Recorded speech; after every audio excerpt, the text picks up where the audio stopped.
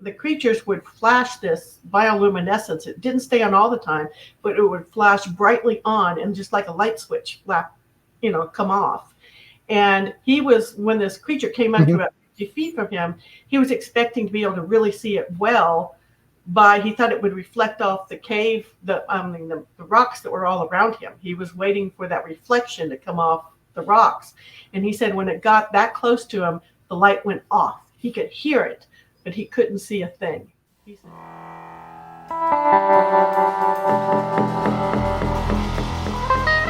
I have a kind of interesting story about how I came to, just like 2 years ago, I was going, where are all these monster stories coming from? Why am I stuck on writing monster stories? And my dad, who's 91, he just happened to say, well, maybe it was because we went to that talk in Spokane in the 70s. And so we did the Gremlin Patterson. They were there doing a talk about Bigfoot. And at the same year, we had done some camping as a family. And we heard and we saw something across the lake when we were in Oregon. And then we talked to a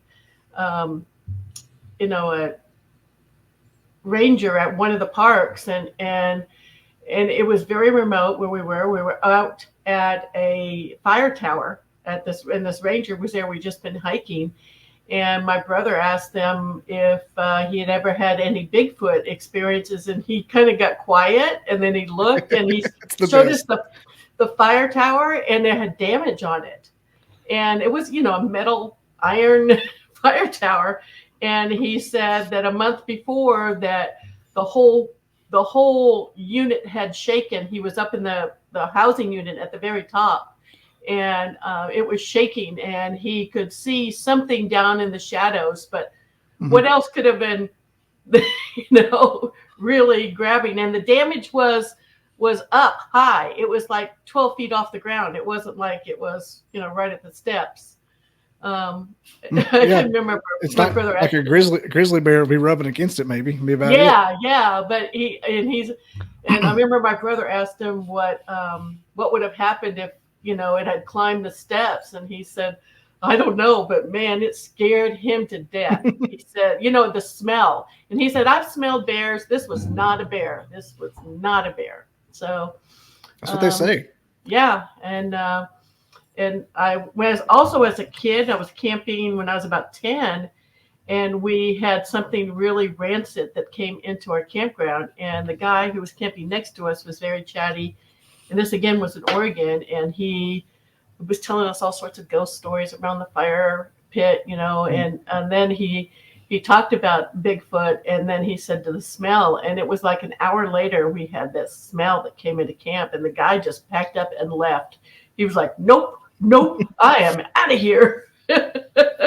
They say it's like a skunk and a dead rat at the same time. Yeah. My brother was supposed to, for scouting merit badge, he was supposed to camp outside that night.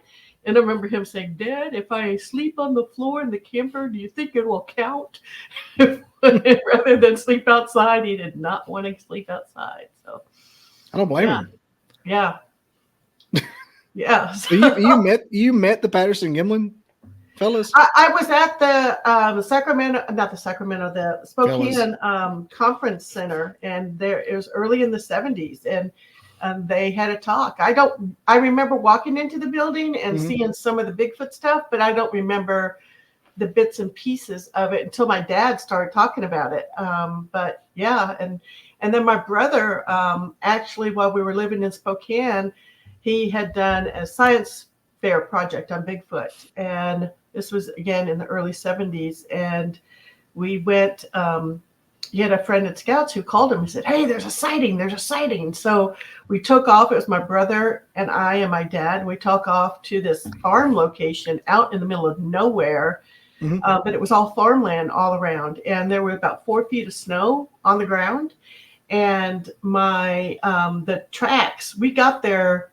The tracks, it was like we were there at like 10 in the morning. So the sun hadn't really started to melt the tracks, but the tracks went across an open field, across the street to the front of the house, went over the top of the house. Whoa. and slid down a little bit on the backside and then into a burn area that had trees and stuff.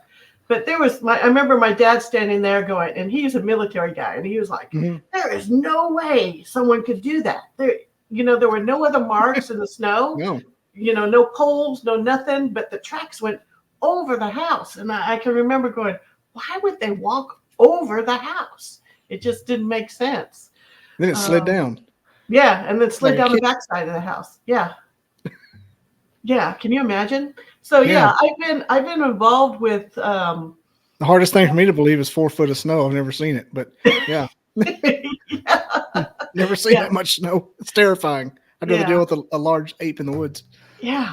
I've just always been interested in and so I've been a writer for a while. I was in the screenwriting and I had a lot of monster screenplays that I had done and I just switched over to doing more novel work in the last couple of years. And I saw a news report on a guy by the name of Paul Nation. I was living in Texas at the time, and he had taken he had gone on an expedition to Papua New Guinea, and he had claimed to have seen pterodactyls. And it just kind of stuck in my gray matter. It was probably somewhere in 2016. I heard this story, and I thought, man, that would, of all places in the world, Papua New Guinea is a place where it is still so remote. It's the largest island we have in the world, but it is extremely remote, and the density of rain, 500 inches of rain a year. So it is humid, it is wet, it is muddy, it is jungle upon jungle, and still very, very remote. Anyway, Paul had gone, and I was like, gee, I got to write this story. So I put together a novel about some scientists going to Papua New Guinea, and they're going to find a cure for diabetes by getting some rare bat blood that's here. That's my novel, Ropen Island. Yep, and they find they have sightings of these pterodactyls with bioluminescence at night. And so it takes them on a journey. And I got to meet with Paul last week. I was back in Texas, and I met with him and interviewed him for this podcast, and found out more about what he had seen, and it was just fascinating. So that's right, because we pushed the schedule back 2 weeks. We pushed the schedule back. That's right. Yeah, That's and who I that think was. we'll be really happy. Yeah, I got some really great information from him. And he loved what I had done. But there's a lot of people who have had sightings of pterodactyls over the years. When they go back to a monk in the 15th century with sightings, and they called them dragons back then. And we have reports from all over the world. But Jonathan Whitcomb has a book on some sightings in Lakewood, California in 2012. There is the Gitmo pterodactyl or pterosaur that was seen in 1965 in Cuba. And in Papua New Guinea again in 1971, Brian Hennessy saw some pterodactyls. And the natives in Papua New Guinea, they know what this creature is. They're afraid of it. They've known for generations upon generations. They have no knowledge of dinosaurs or anything like that, but they can draw on the sand and identify silhouettes when you show them cards of, this creature. They identify it. It does have the crested head. It is at least 30 feet in length. So, it is not a bat. It is a good size. And we've had Marines see it. In 1944, there were a couple of really big sightings that happened. And this is near the end of World War II. And the Japanese had been on Papua New Guinea. So it was an area that was rife with, military transition going on as everything kind of came together. But there were a couple of engineers who saw them at very close range. And then we have other ones in 1997 in Perth, Australia, eyewitnesses with 30 to 50 feet. And they said it had a long tail, no feathers. It was leathery in appearance.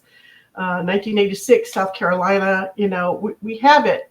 We have sightings all over the place. Mhm. But the indigenous people of Papua New Guinea say that this creature has a bioluminescence glow, and that's what Paul Nation also saw. And he said at the time he went there with a museum out of Glen Rose, Texas, and he went as an expert in large birds because he had an ostrich ranch. And so he had gotten permission from the government to bring back 6 eggs, pterodactyl eggs, or 6 babies if they were to find them. Now, I don't know who he talked to get that, but I thought that was pretty amazing. And he said that, you know, when he arrived, it was pretty funny. He said, you know, he's the only white man most people had seen. And the first group that he actually met with, there was a boy who was 7 years old that screamed nonstop, just totally terrified when he saw them, and nobody else in the tribe was really reacting to this kid screaming. And he would look at Paul and just scream.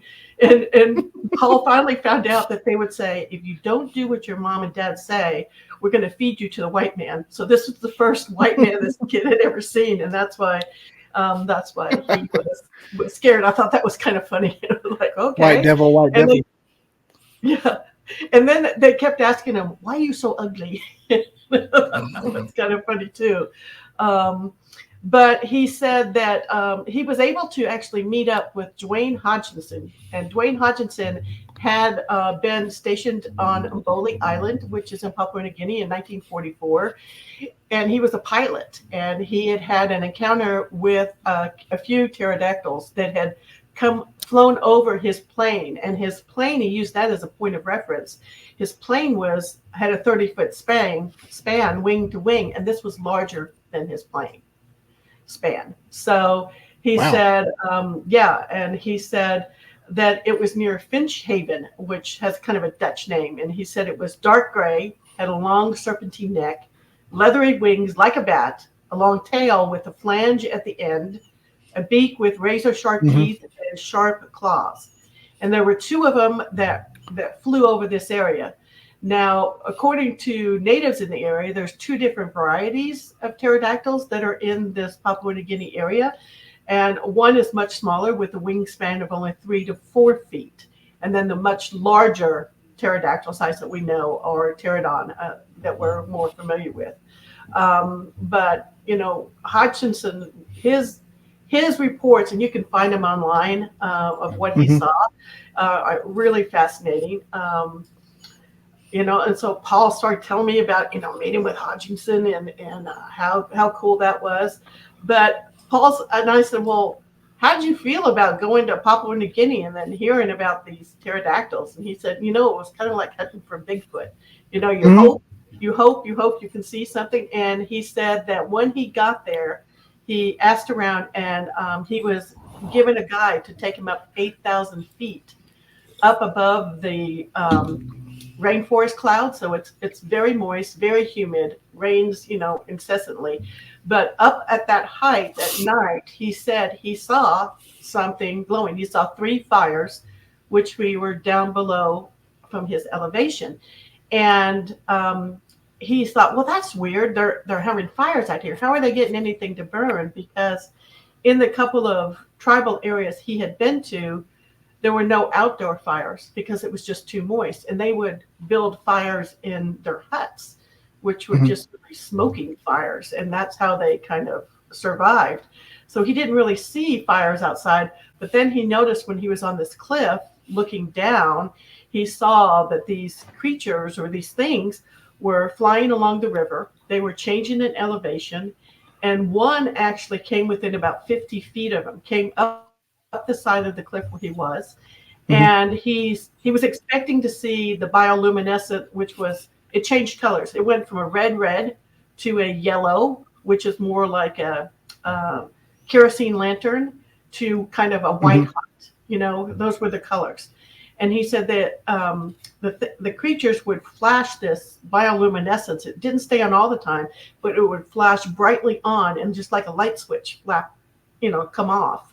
And when this creature came up to about 50 feet from him, he was expecting to be able to really see it well, he thought it would reflect off the cave, the rocks that were all around him. He was waiting for that reflection to come off the rocks. And he said when it got that close to him, the light went off. He could hear it, but he couldn't see a thing. He said it's pitch black there. Like a lightning bug can turn itself off. Yeah, off and on. And so that seems to be pretty consistent with some of the other claims, some of the other interviews that he went. He's been going there since 1994. He's gone 5 times. He had malaria there one time, so he got really sick. Only saw the creatures on 2 of those visits that he went. But he talks to people wherever he is. And he said it was better that he went by himself or with 1 or 2 other people rather than a group. If you get in a group, there is he said that there's 800 languages in Papua New Guinea. Can you imagine? One tribe over here that has, 20 people in it, fights with another tribe that has 30 over here. They don't speak the same language. And so if you come in, like there was a lady who wanted to give tours, and she, took several people in, and they got into a political ambush kind of thing where they were attacked by people with machetes because they're looking for, if you have to hire guides, they want that money. You have to pay to the leaders in your tribe. If you make any money that's not other than like $5, you have to give it all to your tribe. You don't get to keep that money. So it's Makes really sense. difficult to kind of get through. And I said, well, is it still that way? And he said, yeah. He said, other than now, they have Chinese little stores that have popped up in little different areas. And there's Coca-Cola signage and coffee. Those are really the only real signs of civilization, but these little Chinese grocery stores. But, Papua New Guinea had headhunters back to 1971. So we're not talking that long ago. And I said, were you worried, because some of these guys look, pretty rough. And he said, no, he said he found out through a missionary that they stopped doing headhunting, not because of the political situation, but because they were getting something similar to mad cow disease when they would eat the brains of their enemies. I always wondered that. Yeah, isn't that bizarre? Yeah, but just, yeah. Paul was just fascinated. He said the people were very friendly, but wherever he went, he said it was like they were expecting him to put on a show. He was so novel and new, this white man. He said he had a crowd watching him eat, watching him sleep. He said, the kids were just there everywhere he went. He did say something kind of fascinating. He said that when he talked to one tribal leader, and for the most part, that the tribal leaders are the only ones who really had the stories. The men don't do much of anything other than, are available for procreation. They just don't do anything. The women do all the chores and all the toting and all that stuff. That's what the women do. But there aren't young men in the tribes anymore. They've all gone to the cities. So he had to look for, kind of any educated person he could find when he went to a new location, a magistrate or missionaries or something like that to kind of find out what was going on. But in one location, he said that a local told him that a ropen landed on a tree trunk. Now, people in Papua New Guinea, they eat bats. That's part of their diet. And if you've ever seen one of the fox bats, they're huge. Yeah. Right? They're really big. And so they know bats. They know what bats look like. And these are not bats. And he said, but the ropen landed on a tree and wrapped its 3 fingers on its wing, where it grasped it around the tree trunk. Can you imagine seeing something like that? Is that what they call it, a ropen? They call it a ropen, or they call it a death eater, or in Dava. Death eater. Yeah, a death eater as well. Another, there's another name. I had it in my notes. I'll have to look it up of what they called it. I was going to ask you what ropen meant, but he told me. There you go. Yeah, it's just, that's what I went with Ropen Islands. But They, all of the pterodactyls or pterodonish kind of creatures all have the large crested head appendage. That's all. They all have that. Some have the tail and some do not. They all have the stories of the bioluminescence.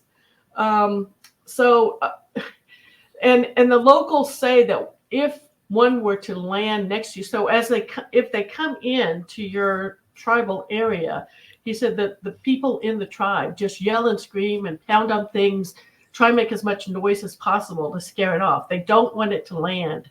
But they said that if it does land, it lands as if it's very light, like it's not a heavy, heavy creature.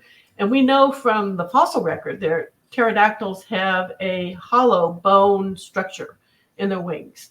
And that's why there's so little that has survived the fossil record, because they just get destroyed in most fossil kind of areas. So there is, I think in 2022, there was a new fossil that was found in Scotland. And they were all excited because it was a complete skeleton. And the pterodactyls in Papua New Guinea, I said, well, what do they eat? What is their common thing that they eat? And one of the things they eat, humans, but usually they like to dig up dead humans. So they think they have a very good sense of smell. So back in the 70s and 80s, when someone died, if they were of royalty or someone high in a tribe hierarchy, they would actually kind of dry them out in a hut. They would make their skin leathery, and they would go in an anointment. They would pour this special liquid on them. They would tie them to a chair inside a hut, leave a fire burning all the time until the body was very, very leathery. And then they would take the chair the person was sitting in, and they would tie it to a tree. This was supposed to elevate them to the heavens. But the pterodactyls would come in and feast on those bodies. I bet. So, it's like jerky. Yeah, like jerky. But the family members got very upset when this happened. And so they started burying them in huts, or they would bury them in the ground, and then we'd cover the surface with white sand, hoping to discourage the creatures from digging up those corpses. But that's kind of, and that was like, oh, I was like, wow. But I asked Paul, I said, well, how exactly, did you get started on all this? And he said he started working with Dr. Ball from the Evidence Creation Museum in Glen Rose. And that's where the company that said, the organization that said they could take back the babies or the eggs if they found them. And apparently there's quite a bit of evidence at that Evidence Creation Museum that verifies a lot of creatures and cryptids over time. They even have footprints, human footprints and handprints in with a dinosaur track. So that's kind of interesting. And that might be a good person for maybe you to interview some other time, Bobby, is to talk to Dr. Ball. Really? I plan on going to visit them next time I'm in Texas and interview him a little bit further. But I think that, and I asked him, and he said that on Mboli Island, which is right off the coast, and Mount Bell, that's where kind of there was a concentration of sightings that happened there in the 80s and 90s. And he said shortly before he arrived in 2006, he said there was a massive earthquake there. And at Mount Ball, there were a series of caves, and that's where most of the locals thought that the creatures lived. They lived in these caves up on Mount Ball. But there was a big, when that earthquake hit, the part of the mountain collapsed on itself, and he thinks that it killed a big population of them. Not all of them, but it killed a big population of them, because he said that the sightings really decreased from what they had had in the past after that earthquake that happened. And what if they did, and there was just like this crazy, super endangered species that got eliminated, and people were laughing at it. Oh, cryptids. I know. But Wouldn't that be cool to do some excavation up there? I've been on dino digs in and around the Glen Rose area. It's a huge fossil-rich area in the United States, because when the big event that happened that took out the dinosaurs, that meteor landed in the Gulf of Mexico, and the weight was so heavy on that it pulled the whole land structure. I used to work for the Museum of Science and History in Fort Worth, and we would take teachers and educators out to these dig sites, and that was one of the reasons we had so many fossils in that area of northern Texas, is because that's where the layers were finally exposed from that weight of that meteor. So a lot of science behind all that.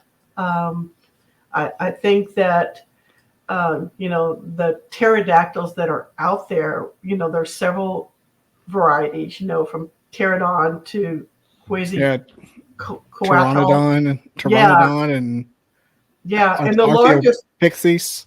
Yeah, and the largest one was found that had a wingspan of 52 feet. That's the largest one that has been found so far, and that was found near and around El Paso, Texas. So, but we don't know a lot about the structures, the muscle structures of these beasts, and how their chest muscles kind of work to help support those bodies.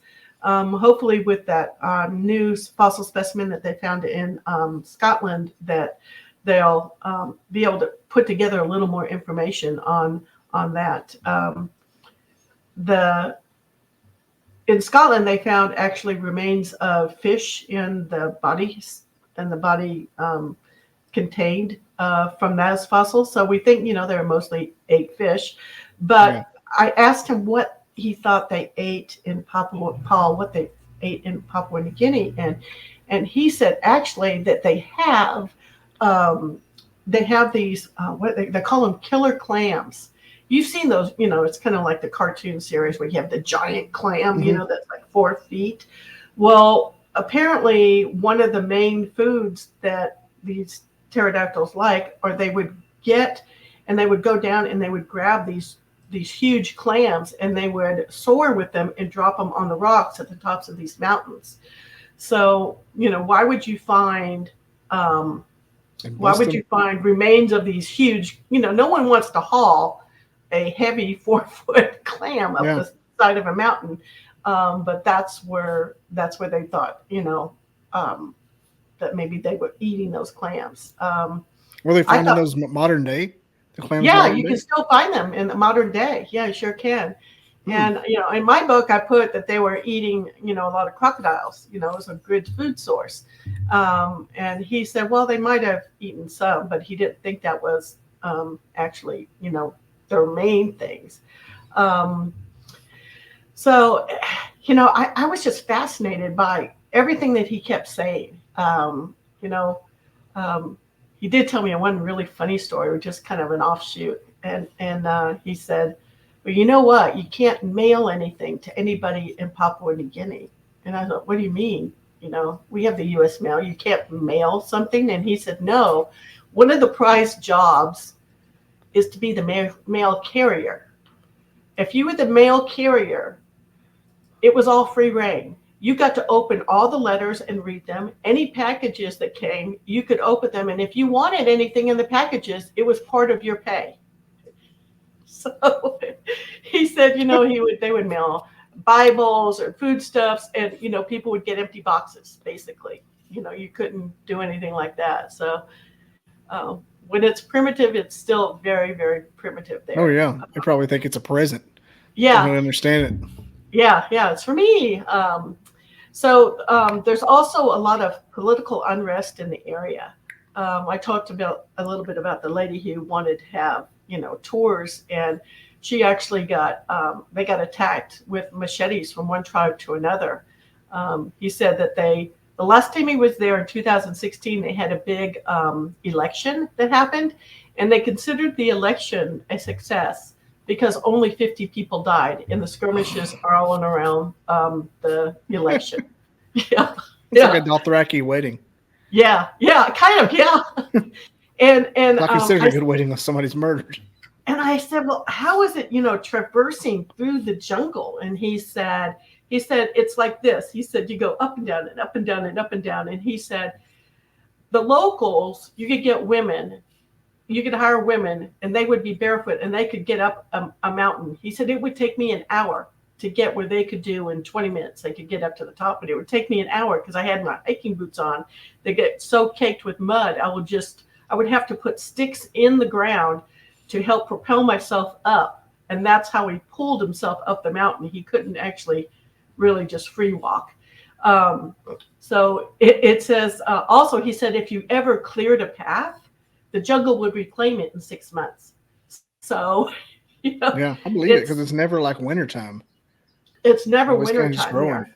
No, but they have a lot of problems with, their natural resources are so abundant. So we have the sago palm that,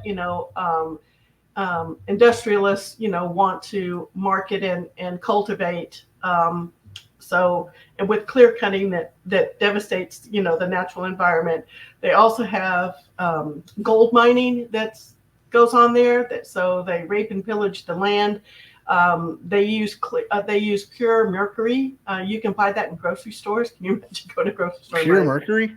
Pure mercury, yeah. Mm. So it's just a weird kind of area. So Paul's website is called Indava Bird. So if you want to go look at that, INDAVABIRD, Indava Bird. And he did get 2 videos of the lights, where you could see the creatures in the distance.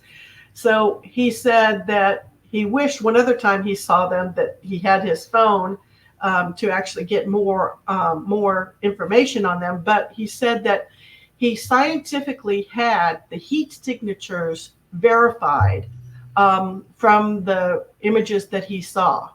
And he thinks they have their bioluminescence is actually is a sodium-based flare because he actually Paul used to work in the military, and he did a lot of work with explosives and sodium-based products. So he knows what that looks like. He said it's the closest thing he could find.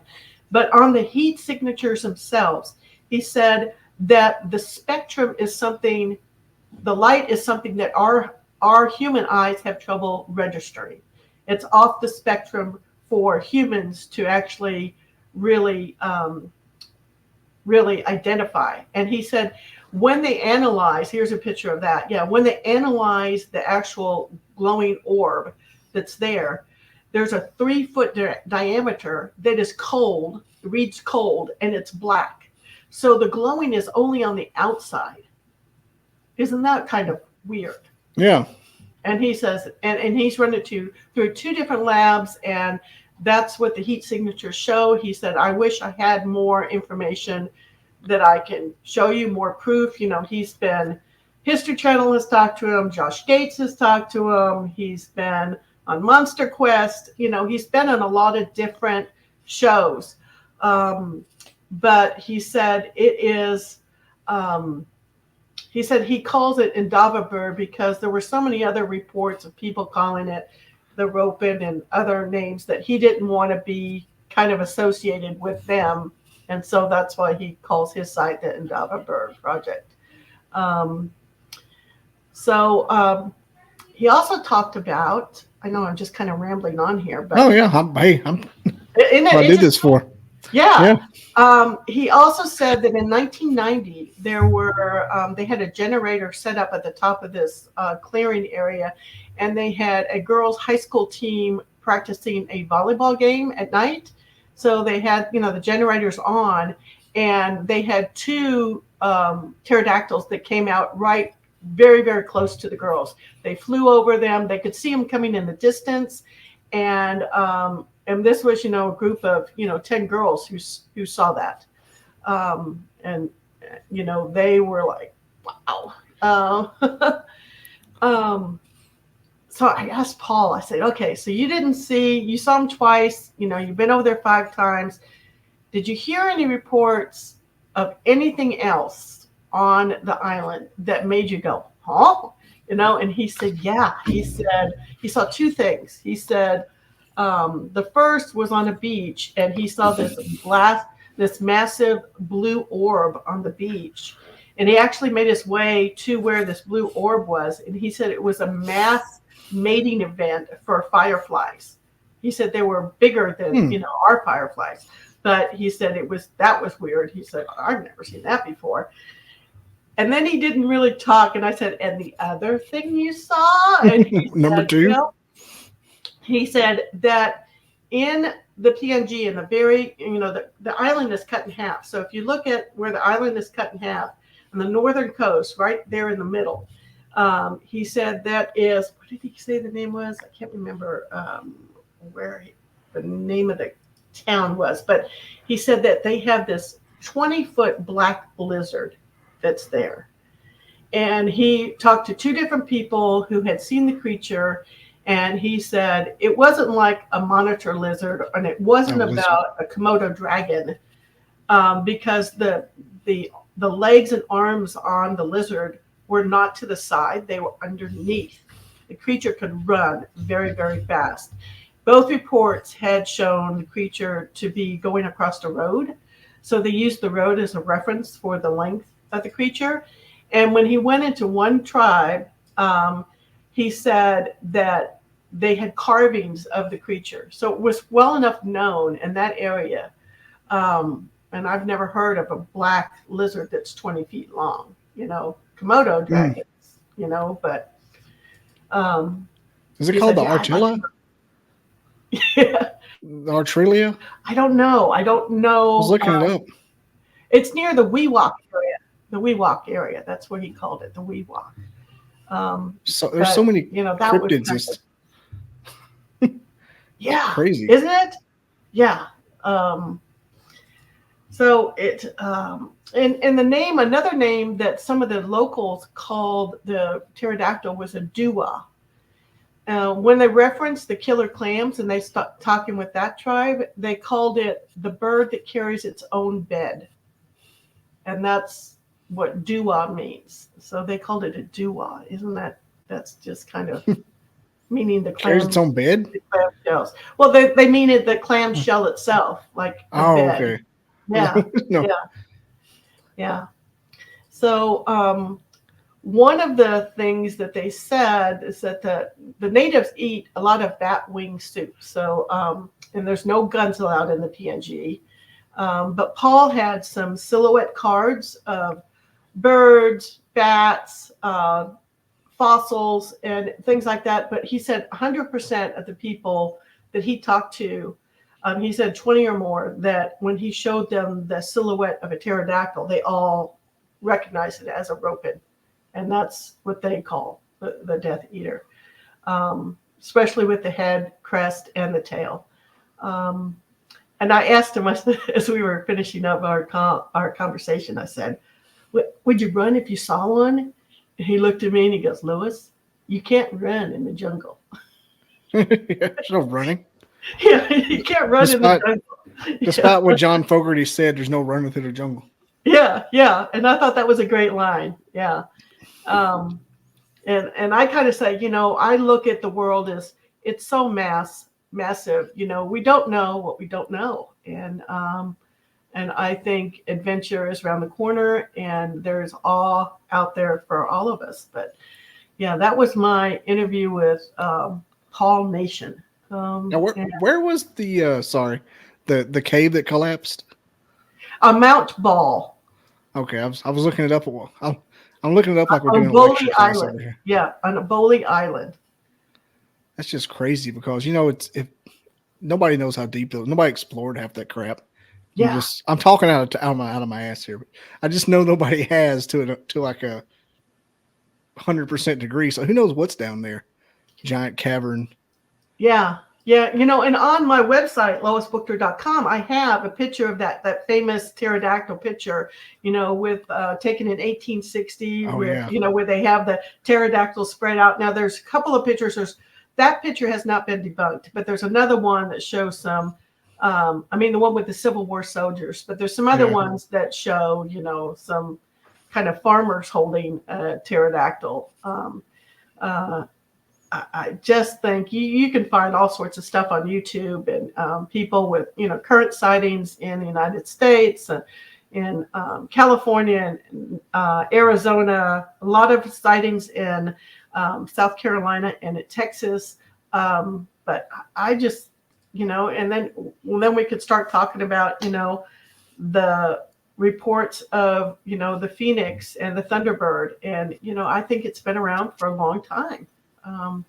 You mentioned the one from France. Yeah. I had Jason McLean on here. He's also an author. You may have heard, may or may not.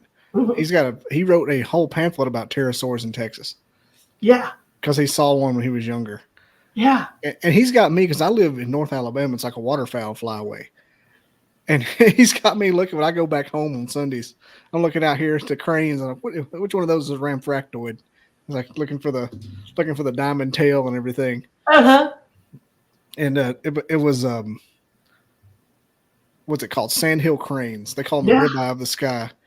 Apparently they're delicious. I don't know. But one of my friends had a picture. He shot one. He got a permit. He's holding it up, and he's 6 foot tall, and it's almost touching the ground. I sent it to him. I said, "What's this remind you of?" So I said, "Imagine the first thing I thought." Yeah, yeah. But he talked about the Jersey Devil could be a Ramfractoid pterosaur, and the one in France that they had in the little display case, like you were saying earlier. Yeah. That the farmer had. He thinks that's one too. Yeah, yeah, and the new one in Scotland. There are fossils out there. We look at fossils, and one of the things I thought, well, fossils take a long time to, until it hardens enough that it is a fossil, right? The conditions have to be right, with the soil. 100 different things come together all at once. Yeah. And one of the things that Paul mentioned, he said at that Creation Museum, they have a fossil there that's only dating back 50 years. And I went, what? So that's one of the reasons I'd like to go and see what else they have. But I'm interested in all sorts of pterodactyls. My next book right now is on the megalodons. And so I'm deep into research on megalodons right now and having a ball with that. I love stuff like that. I've actually made pterosaurs like a sign from the universe. If I need to see something, pterosaurs, like show me a pterosaur. I don't know. It's like almost not my spirit animal, but like something no one would ever think of. Yeah. Yeah. That's what I like about them. And Paul was saying that when that one came so close to him, he said you could hear the whoosh. You could hear it. Mm-hmm. Most raptors, like if you ever have an owl go over you, they don't make a sound. You can't hear anything. Not much. But yeah, and he said he heard a cry, and it was a screech. But he said it was so far away when it did that. He said, I don't know if it came from it or something else that was, there in the canopy. But there are no other large predators in Papua New Guinea. They don't have monkeys or cats or anything? They have a native dog, kind of a wild dog. And that's about, and they have cassowaries. So cassowaries are very dangerous birds too. But he said that there's no other large predator in Papua New Guinea. Man, cassowaries scare me to death. They are freaky. They are shoebills. Yeah, shoebills. So big ones with a really big, thick jaw. Yeah. 6 feet tall. Yeah. Well, they all look pissed off too. Yeah. They got that look in their eyes because they're just kind of dead faced like a dinosaur. So there's no emotion. It's like a chicken always looks angry. But the cassowary is such a beautiful bird. They've got those long eyelashes and the different markings, the coloring on them. Got the crest. Yeah, they're just beautiful.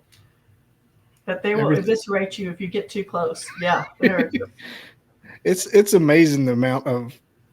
It's almost like you don't think of it until somebody said it. Like I was, 10 or 11 when Jurassic Park came out, and I didn't think they're birds. And they said it in Jurassic Park, like, you know what? That makes perfect sense. The feet are dinosaur feet. They got the little claws. The only thing I don't have is the teeth, and I guess that evolved out. I don't know. But I never thought of a pterodactyl like landing on the bark of a big tree and wrapping its fingers around the bark. You know, I Yeah. always thought of them just flying or awkwardly on land. That would freak me out if I saw one land like And that they got turning. the little fingers in the middle of Yeah, the wings, yeah, like a bat does. yeah, I like the thought of the Tyrannosaurus's little baby arms actually being makeshift wings. Because there's nothing to them. yeah, But if they were wings and you just kind of held them to the side like an ostrich, it makes more sense. Didn't really do a lot with them. yeah, It's just that the shrink wrap principle with the fossils, how you just take the fossil and just put the skin right on it yeah, or the skeleton, and it's not what it looked like. Penguins would look like a swan if penguins look like a velociraptor if you don't have the fat. yeah. You know, because I they love waddle. that. You know, they have that Yeah, same waddle. Yeah, they got all that fat and everything, but if you find a penguin skeleton in the desert, it just looks like a really skinny bird. yeah. And so what if a T-Rex looked like a big fat penguin? There's no way of knowing. We don't have no way of knowing. Yeah.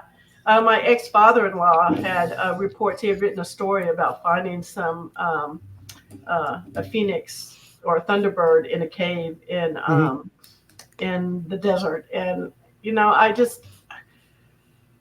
I think those reports, like, you know, you have some people that there was a little boy that was carried off, you know, like a 9-year-old boy that was carried off just a couple houses and then dropped by a large, you know, pterodactyl that was in Texas back in the 70s. And, you know, there's just reports all over the place, you know, and there's reports in China and the Philippines, and, you know,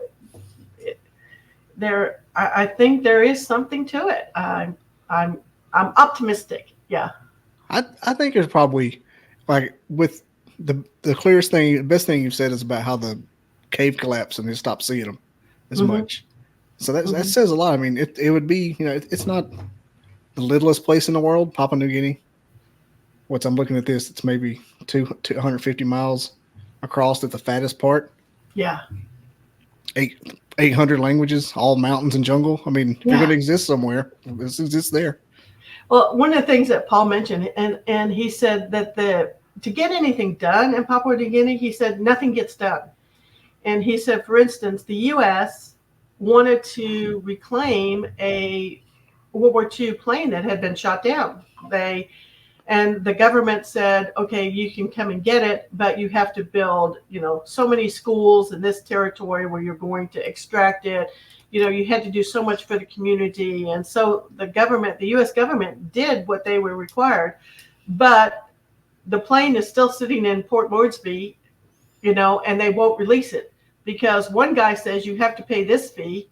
And then another guy says, no, we own the rights to that. You have to pay the fee. So you can never get released from the fees that the government's going to charge you. It's forever. You know, this has been going on for 20 years. And so the plane is still sitting in port.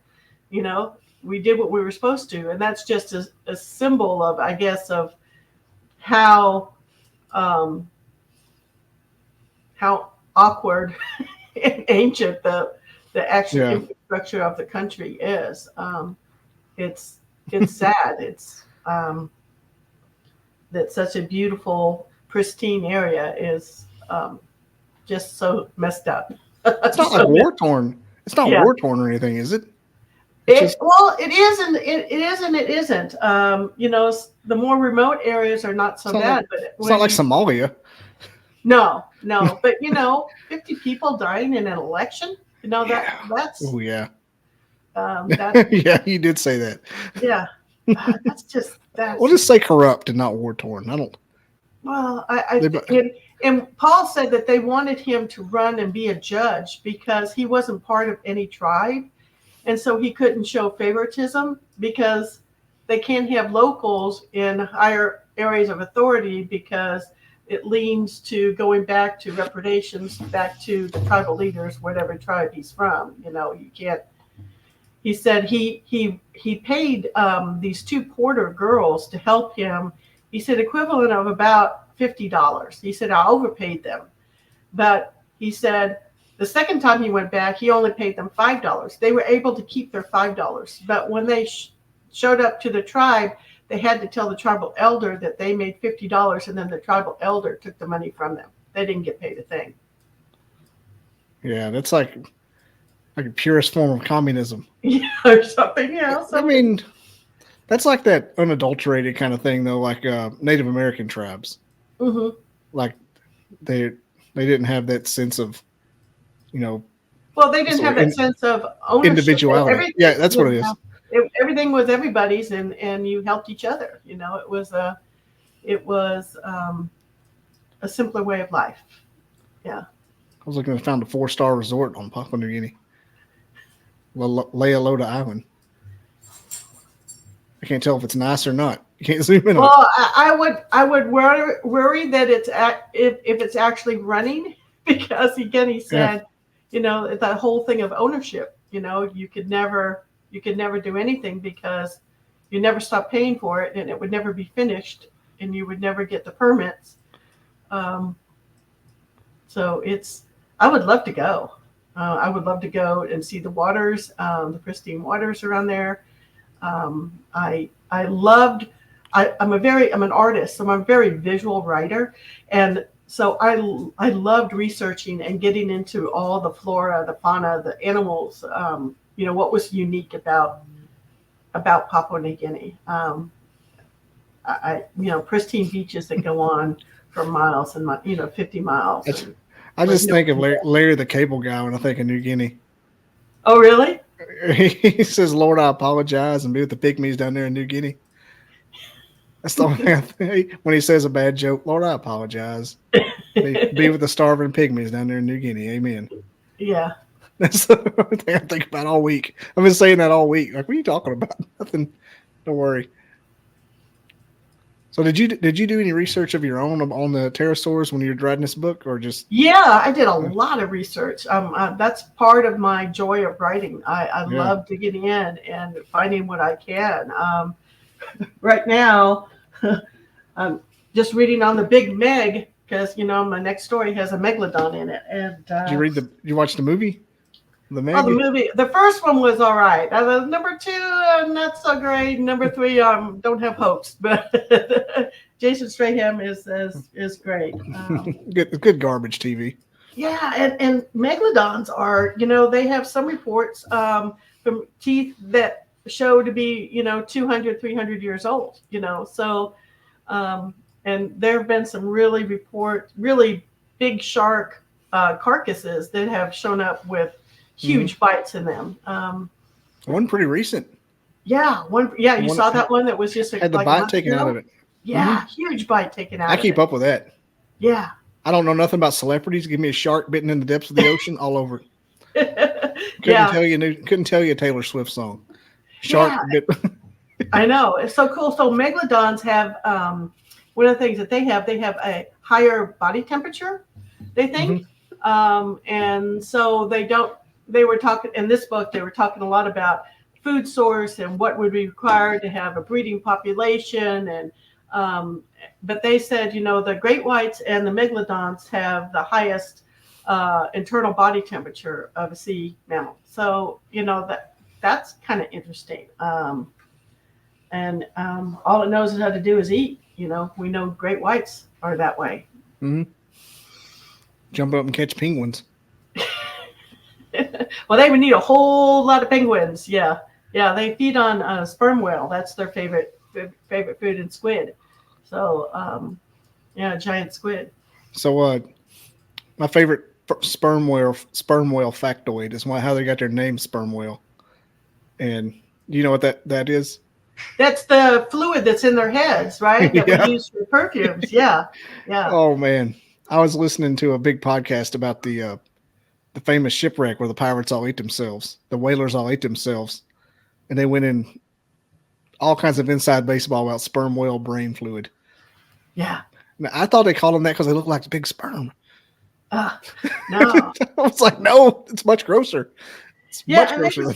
They were saying on the megalodon too that they have the teeth, they have those fossil records, but they don't have they don't have because the cartilage of a whale or I'm sorry, cartilage of a shark species, they don't have that body structure. They don't know exactly.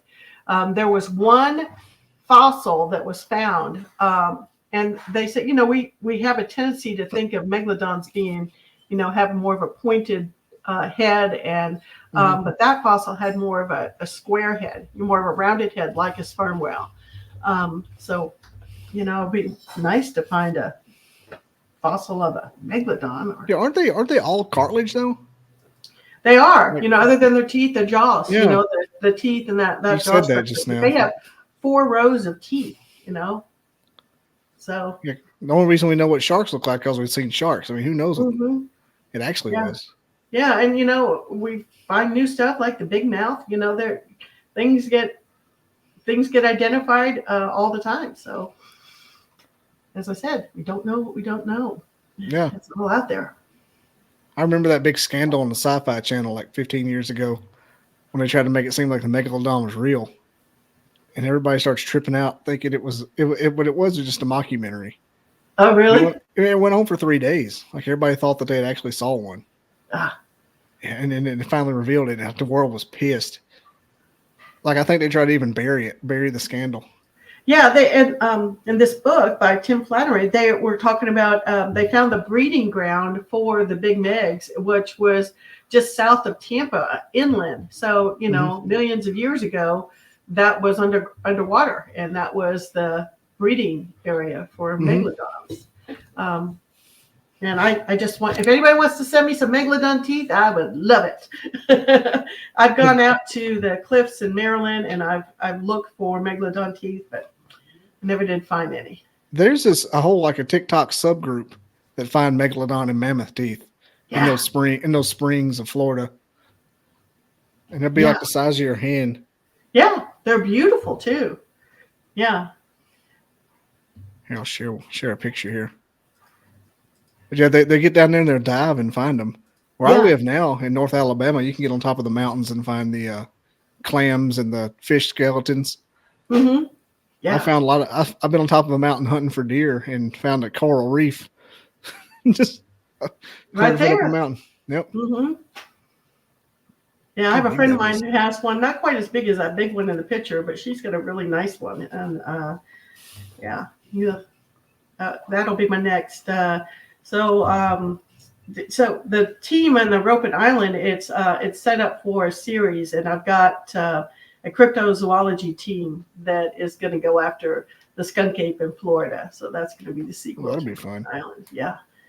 So I'm going to go down to the Everglades in February and do some research. Yeah. You should talk to some folks in Ocala too. I got some names.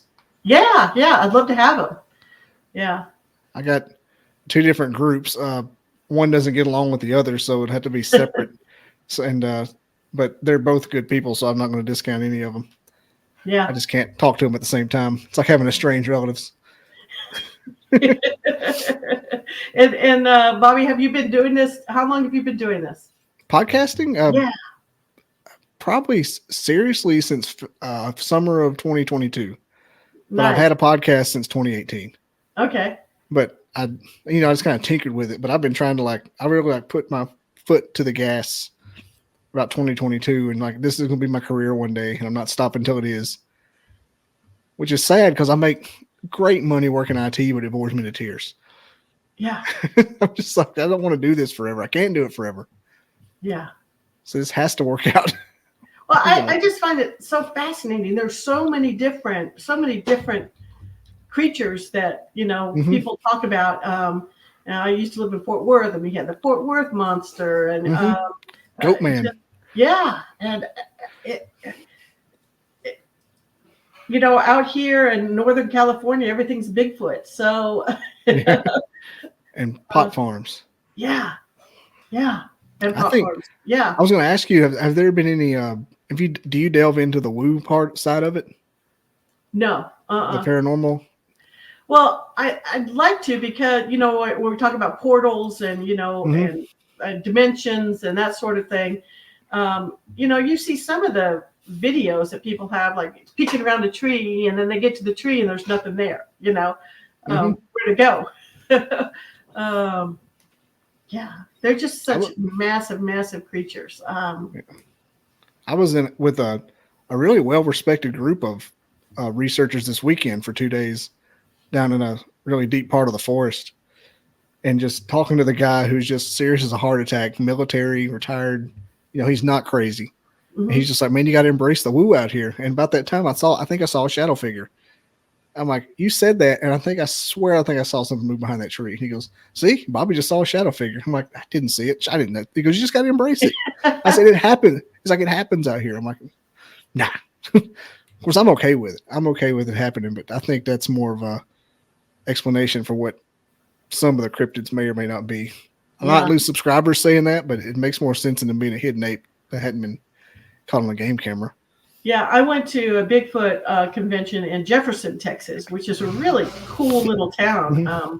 Jefferson used to be bigger than New Orleans. It was the center supply depot for the Confederacy in the Civil War, and so a lot of history in that area. And you have the huge Caddo Lake swamp. It's just kind of right out of Boggy Creek kind of feeling. And I went out with some fishermen on a skiff, and we went out into Caddo Lake. And so I asked the guy, I said, what you got any Bigfoot stories? And he goes, honey, he called me darling. He said, if there were Bigfoot out here, Joe Bob would have it on his wall. There would be somebody who had it mounted on their wall. If they were truly 100% all the time flesh and blood, that's true. Yeah. They couldn't help it. I was looking at Jefferson. Jefferson's over there in the big thicket part of the state. Yeah, it's really cool. So I heard a story about Bigfoot that I always thought was fascinating. So why, when you go Bigfoot hunting, are they not using music as an aid? There's a story of a guy, a gold miner, like in the 1840s, who was, going after gold in California, and it was wintertime, and he had been panning for gold, but he was also a fiddler. And so when he would finish, he would fiddle for a while, and he got kidnapped by a Bigfoot male and brought back to his family. But I always thought how fascinating that would be, because they have that vocalization that carries so far. Why don't people really put out some, great violin music, when they're out hunting? We talk about the calls, but I think that would be really interesting too. I think they do something similar to that. A lot of the, not specifically just a fiddle or anything, but they'll, like the ones that don't try to do the, the quiet walking through the woods and do the Zach Bacon Bigfoot hunting style.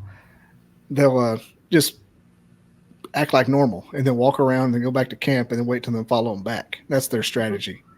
Yeah. So it's kind of the same thing. Just act natural, do what you're going to do, talk, sing, play a fiddle. I bet that would be like an attention getter. Like, what is that? Yeah. What is that? I think that might help bring them in. Somebody playing Soldier's Joy in the middle of the Cascade Mountains. Like, what is that noise? Yeah, I have heard, the tree knocking. I've heard that. That's really horrifying. It's really scary. Mm-hmm. And the howl, when you hear a howl that goes on, I mean, we can't hold our breath that long. I mean, the howls are go for like a minute. Yeah, it's incredible. But yeah, I love cryptids. I'm kind of stuck in this area now. I think I'm going to do quite a few stories on cryptids. They're pretty fascinating, and that's the reason I've had you on with this pterosaur thing, and I got paleontologist show going to air because I'm pretending like the cryptid thing is like my doctoral thesis, and so I'm doing anything that's adjacent that can connect. It makes it more interesting just talking to some of the Bigfoot people are crazy. It makes it more interesting than talking to them all the time. Some of them are crazy. I've met some really nice Bigfoot people, actually. Oh, they're really nice. Most are awesome people. Every once in a while, you're like, what the hell? Yeah. This person is on peyote. and you just get tired of hearing stuff that, there's no evidence for it, honestly. You get tired of hearing about it, and you just want something to clean your palate, even though I do believe in it. Yeah. You kind of just run into a wall. Like, I'm tired of eating chicken fingers every day for lunch. I want something else. I love chicken fingers, but I can't have them every day. So I had to do adjacent conversation. This one right here is amazing. Yeah, I'm glad you liked it. Yeah, I was. Paul was very open, and he was easy to talk to. Yeah, I think he saw something there. He's got some of those science reports with the heat signatures, and that's interesting stuff. He doesn't seem to be the only person to talk about it either. He's not the only report. Yeah. And in fact, they have a word for it. I mean, I'd like to cross-reference how they talk about it as to how the Native Americans talk about the hairy man. I bet there's some similarities, like how the inflection they use when they talk about it. Yeah. Like, are they talking about us when we talk about like Aesop's fables, or are they talking about us when we talk about a cottonmouth in the creek? Yeah, he said the fear on the faces of those smaller tribal units, and usually it would be like one or two families. There's these small little pockets of people, in amongst 20 miles of nothing, and then there's another little pocket of 2 or 3 families. Very. Yeah, they all had the same report. He said 100%. When I showed the silhouettes, that there was something there. See, that's the kind of thing I'd like to research a little bit if I researched any. Kind of like the old mountain men in the Appalachians up here, all talking about the same thing. Like, you don't see them, but they're there. Yeah. Whatever they're talking about. I wouldn't think portals would be involved with the endangered pterosaur, though. But I think maybe the caves in that area have a lot to do with, like you were saying. They just don't. They don't sound paranormal. Could be. I mean, it makes perfect sense. Yeah, I've got in the book I'm reading now with the megalodon. I've got it set in 1900, an expedition down to Antarctica. So that is going. They're going to find a hidden city down there, and the megalodon, is going to be raw and active. So Antarctica is fascinating. Yeah. We don't know what's down there. We don't. And there's areas that are blocked out on Google Earth. If you look in the southwest side, there you can't, what's really there. So somebody hypothesized there was a big alien AI down there, like a giant frozen server room. Well, supposedly there is a German World War II base that was closed off. It was a supply depot. You can get into all sorts of information. I read a book recently. What was it called? Lost. I can't remember what it was, but it was about a whole thing about this base and how then we have a base on the backside of the moon, and aliens go there, and and Mars, and You ever see Iron Sky about the Nazis that lived on the moon? Yeah. Choking up. That's a good one. Yeah. Speaking of Nazis, before we go, also in your bio, what your cousin? What's her name? Your cousin? My cousin Gerti. So I have another book. I have a nonfiction book about my cousin's journey in Germany during World War II. She was like Aunt B from maybe that's right. A really sweet woman who couldn't do enough for you. And one day I was there and visiting her in Germany, and it didn't even occur to me that she had been through World War II. And she was 60 at the time. This was back in the 90s. And she asked me to get something out of a cabinet. And when I opened this cabinet door, this photo album fell out. And there was a picture of her father in a wagon in World War II. He had a Red Cross band on his arm, and sitting in the wagon were German officers. And I was like, because my recollection was, if you were German, you were a Nazi. But that's not true. And that's what we kind of referenced that. But she said, I asked her, were you a Nazi? And it was offensive for me to ask her that, because she said, no, we had one Nazi in our village. And she said, the kid nobody wanted on their sports team, the one who was very difficult, and he he came to power and he got into the brown shirts and the stormtroopers and all that sort of stuff. But she said it was not anybody. Most people were not. Most people were so afraid, and they thought the Hitler wouldn't be in power long. They thought it was a transition period. He had done a lot of good for the country initially, setting up road structures and the whole infrastructure of the country, which was destroyed after World War I. But it just got to be horrible. And she told me this journey that she had been. She had worked on the Enigma machine. She had been in Berlin when Berlin fell, and my jaw was just what? What? She had been in the Hitler Youth, but that was the big one. The BDM.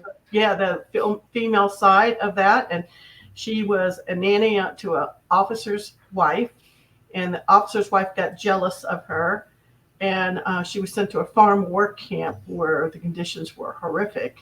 And then from there, she went to work for the Weimar because she could type, and then she was doing weather reports, and that transitioned into her working on the Enigma and getting top secret clearance and being in Berlin, and she survived the collapse of Berlin by running to the American sector, but she saw the Russians coming down the street. And she was an American POW because she had top secret clearance.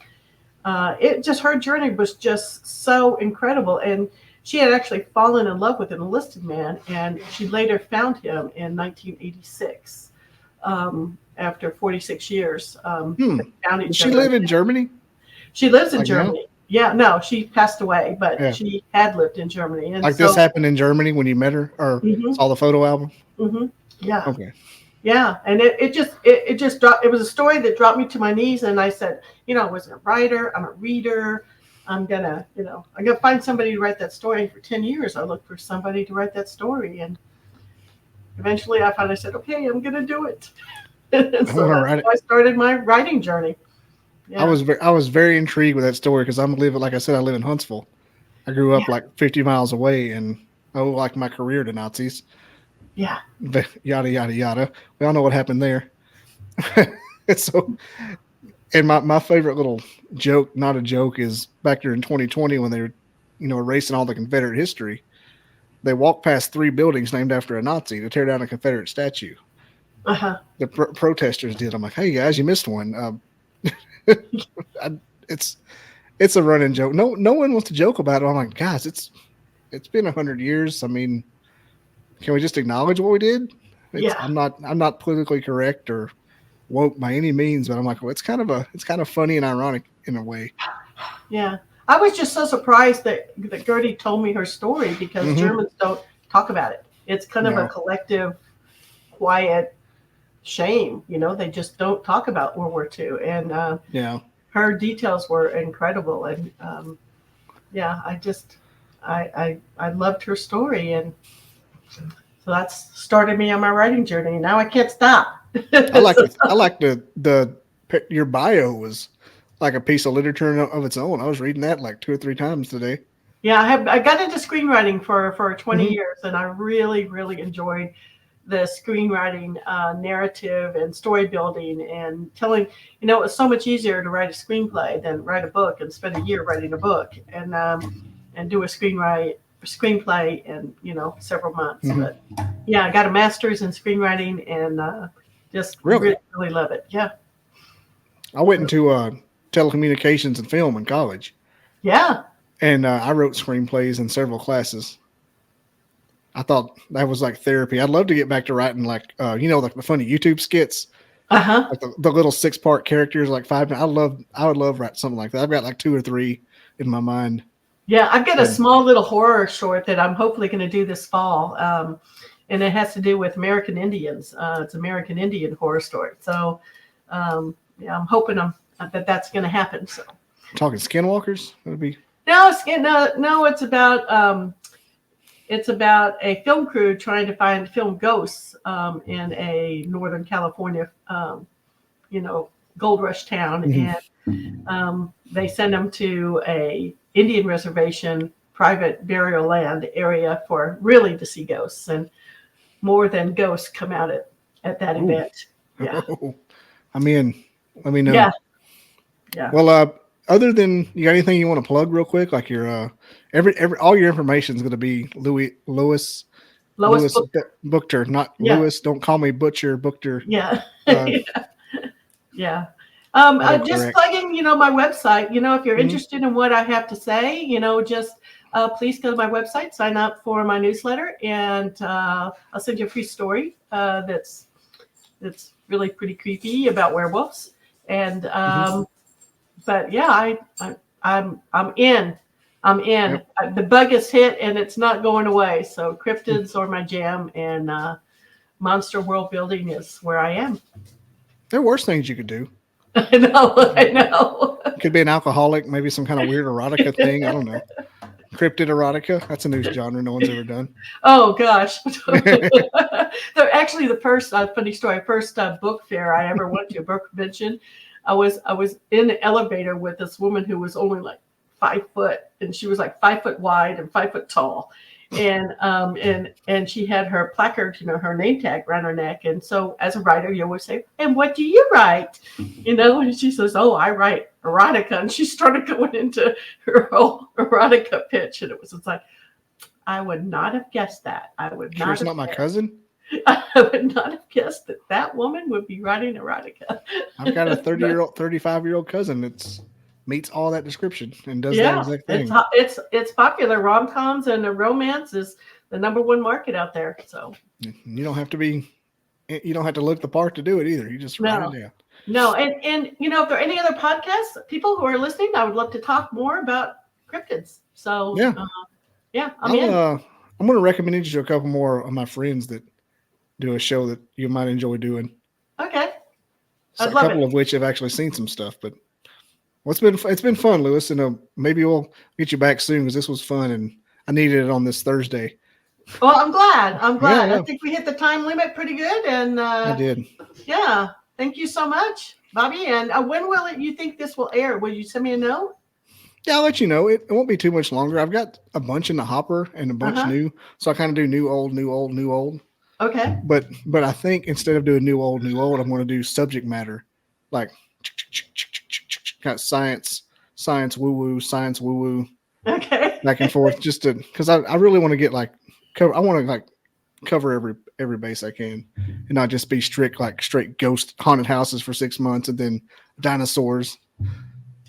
Yeah, I want something for everybody, but it's kind of condensed, but not. It's something for people that like to watch the History Channel. That's basically what I'm doing. Yeah, cool. All right. Thank you so much, Bobby. Peace out. We're gonna hit that theme music. Okay. I never didn't believe in Bigfoot. I never believed in it. I didn't believe in it. I never gave it any thought. They kept wood knocking back and forth to each other, and it was in a pattern.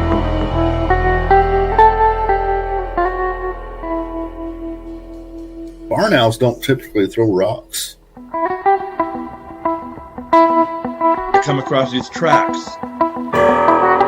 Sasquatch is still not on my mind.